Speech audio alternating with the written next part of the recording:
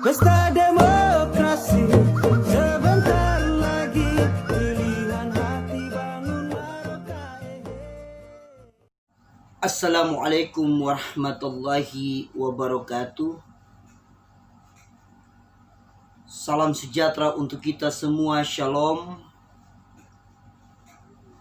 Salam izagot bekai, izagot kai, satu hati, satu tujuan. Dan salam demokrasi untuk kita masyarakat Merauke yang saat ini lagi berada dalam pergumulan pesta demokrasi untuk pemilihan Bupati dan Wakil Bupati Kabupaten Merauke di tahun 2020 ini.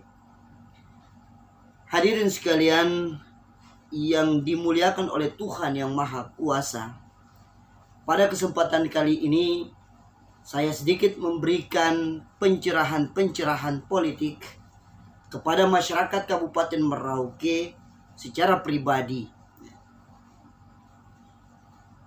Harapan sangat besar negeri ini dipertaruhkan di dalam tangan-tangan kita sebagai warga masyarakat Kabupaten Merauke untuk menentukan pilihan nantinya di tanggal 9 Desember 2020. Dan kita ketahui bersama bahwa ada 3 calon yang sudah ditetapkan oleh KPU Kabupaten Merauke.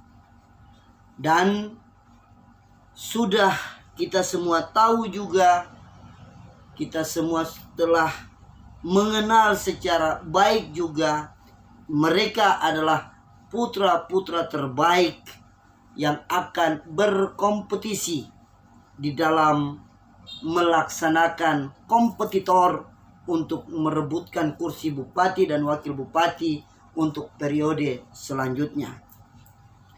Sehingga dalam penyampaian kali ini saya ingin menyampaikan kepada masyarakat Kabupaten Merauke, baik yang ada di kota maupun yang ada di daerah-daerah yang jauh di sana, di daerah-daerah kampung, untuk menjadi pemilih yang rasional. Jangan kita menjadi pemilih yang emosional. Arti daripada pemilih rasional ini adalah bagaimana kita menentukan pilihan kita. Kita mencoblos atau menikam pada kertas gambar yang akan dibagikan pada saat 9 Desember di TPS, itu harus ada dasarnya. Dasarnya apa? Dasarnya yaitu kita harus benar-benar mengenal daripada si calon itu. Ya. Baik dari sisi yang pertama, komitmen. Bagaimana komitmennya untuk membangun Merauke ini, sehingga harus tahu jelas programnya, ya, cara mengeksekusi program itu untuk sebesar-besar kepada masyarakat.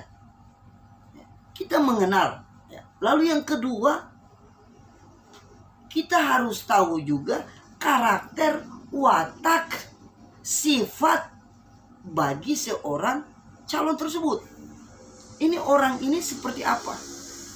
Ketika memegang tanggung jawab nanti seperti apa? Diberikan tanggung jawab di dalam melaksanakan roda pemerintahan, dalam memanagenya, ini gaya kepemimpinannya seperti apa? Ini bisa dipelajari juga menjadi salah satu pertimbangan untuk menentukan pilihan. Lalu yang berikut adalah track record. Track record. Track record ini maksudnya rekam jejak daripada masing-masing paslon ini. Bagaimana mereka sebelumnya, sepak terjangnya. baik dalam kehidupan keluarga mereka, baik dalam kehidupan kebersamaan lingkungan mereka, baik dalam kebersamaan ketiga, terakhir memegang amanah yang diberikan oleh kelompok-kelompok tertentu kepada mereka. Ya. Ini semua menjadi penilaian, dan ini harus masyarakat Merauke mempelajari. Ya. Jangan kita menjadi pemilih yang emosional, tetapi kita harus menjadi pemilih yang rasional.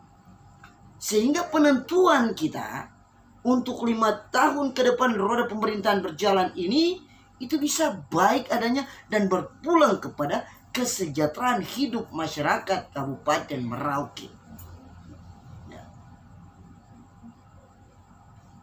Dan rekomendasi berikut untuk masyarakat Kabupaten Merauke untuk menjadi pemilih yang rasional, kita pakai patokan 4 indikator. Ini secara pribadi. Yang pertama, orang itu harus jujur. Ya, orang itu harus jujur. Ya. Jujur dalam dirinya sendiri, jujur kepada keluarganya, jujur kepada masyarakatnya, ya, dan jujur kepada Tuhan. Jujur, ya, itu yang pertama, fondasi yang pertama bagi seorang pemimpin yang baik, yang betul-betul mempunyai komitmen untuk membangun masyarakatnya. Lalu yang kedua, dia harus menjadi orang yang terpercaya, orang yang bertanggung jawab. Orang yang bertanggung jawab, seorang pemimpin itu. Ya. Sehingga kita akan menggali tanggung jawabnya ini seperti apa dulu-dulu ini. Ada hal-hal yang dia tidak sesuai tanggung jawabnya, ya, itu bisa menjadi pertimbangan. Jadi seorang pemimpin harus betul-betul memegang amanah atau memegang tanggung jawab. Itu indikator yang kedua. Lalu pemimpin itu harus sebagai kesuri teladanan, contoh kepada masyarakat. Apa yang dia omong itu harus sesuai dengan apa yang dia lakukan. Apa yang dia lakukan harus sesuai dengan apa yang dia omong gitu. Dia harus menjadi public figure, contoh kepada masyarakat. Dan hal-hal yang seperti itu masyarakat bisa jadi patokan untuk menilai. Lalu yang berikut, indikator yang keempat, masyarakat akan menilai juga apakah pemimpin itu kreasi, apakah pemimpin itu inovasi di dalam menjalankan roda pemerintahan yang ada. Karena kita tahu bersama bahwa tanggung jawab sebagai bupati dan wakil bupati ini tidak gampang. Ini tidak gampang. Bagaimana dia menjalankan roda pemerintahannya yang sebesar-besar untuk kepentingan kesejahteraan masyarakat. Karena berbicara dalam konteks Kabupaten Merauke ini, tidak ada lain hanya untuk bagaimana mensejahterakan masyarakat. Dan itu adalah merupakan amanah di dalam Undang-Undang Dasar 1945 yang merupakan tujuan daripada berpemerintahan dalam suatu kenegaraan. Mensejahterakan masyarakat. Dan kita harus tilik betul-betul calon yang mempunyai ide-ide strategis, ide-ide yang inovatif, ide-ide kreatif yang kemudian bisa mendorong produktivitas masyarakat. Kita tahu di Kabupaten Merauke ini sungguh sangat luar biasa dengan keberagaman potensi alam. Tanpa kita bentuk, dengan sendirinya kita bisa dapat ikan misalnya. Kita ke kolam susu kita dapat. Ya, mama-mama Papua, kalau kita lihat mereka jualan itu ikan-ikan dari kolam susu itu, yang kemudian banyak sekali mereka dapat itu. Nah sekarang bagaimana? Ini produktif, masyarakat kita produktif, sangat produktif. Tinggal bagaimana kita melihat orang yang pemimpin yang bisa mempunyai strategi untuk bagaimana memasarkan produk produksi yang ada ini, membina mereka untuk bisa berproduksi lebih dan bisa ada pasaran untuk bisa, sehingga ketika ada pasaran maka insya Allah itu akan menjadi. Nah ini adalah hal-hal yang kemudian tolong masyarakat menilai ini, karena ini hal yang paling standar yang kemudian untuk bagaimana mengangkat kesejahteraan hidup masyarakat. Ketika pemerintah berpikir tentang ini, masyarakat produktif loh. Mereka punya pohon kelapa misalnya. Mereka punya kebun pisang misalnya. Mereka punya kebun ubi jalar misalnya. Cuma kalau sudah dapat jual di pasar, tidak terlalu besar untuk mensejahterakan kehidupan mereka. Nah bagaimana pemerintah memperhatikan strategi yang betul-betul untuk bisa memasarkan hasil mereka itu, memasarkan hasil mereka itu, sehingga betul-betul mereka punya hasil yang ada itu bisa mensejahterakan. Ketika kesejahteraan ini sudah tercipta, maka masyarakat jangan tanya tentang pendidikan.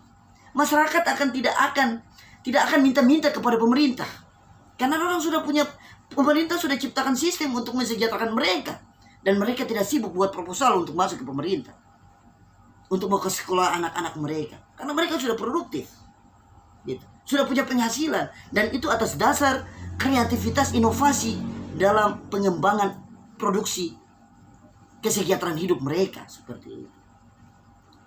Mengenai keamanan, aman. Ya, kalau kita sudah aman secara lahiriah, dalam arti kita kehidupan kita sudah sejahtera, itu salah satu indikator untuk menekan angka kriminalitas. Gangguan Kamtipmas akan bisa diminimalisir seperti itu kalau orang sudah sejahtera. Orang sudah sehat, orang yang sudah sejahtera otomatis sehat. Ya.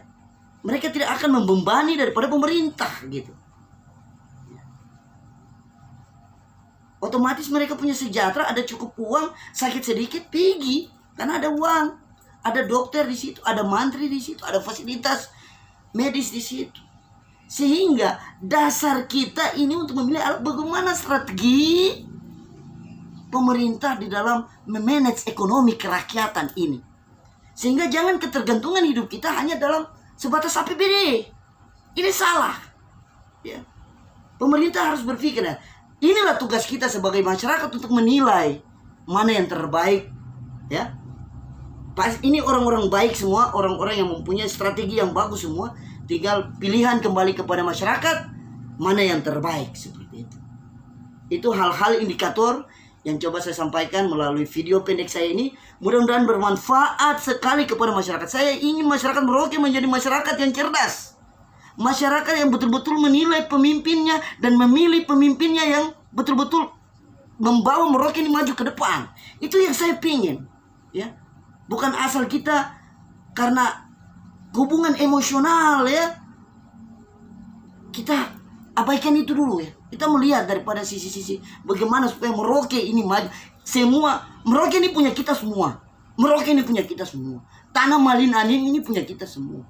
Orang asli, peranakan, pendatang yang hidup di sini, dan kita semua, ya. Karena leluhur kita sudah ajarkan bahwa Malin Anim ini Gapsai, rumah terbuka, ya. Kita punya hati ini untuk kesemuanya orang yang datang di negeri yang kita cintai. Itu saja yang dapat saya sampaikan.